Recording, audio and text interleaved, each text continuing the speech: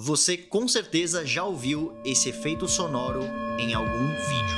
Ele é um riser e gera antecipação no seu vídeo, adicionando muito valor no conteúdo. E é super simples de fazer, dá uma olhada. Primeiro, você só precisa de um efeito sonoro de sino. Então é só você procurar em inglês no Google Bell Sound Effect. Agora no seu programa de edição é só você inverter esse som e prontinho. E agora, para ficar melhor ainda, é só você adicionar um som de impacto no final. E você tem esse resultado. Para mais insights sobre criação de conteúdo, é só me seguir. Valeu!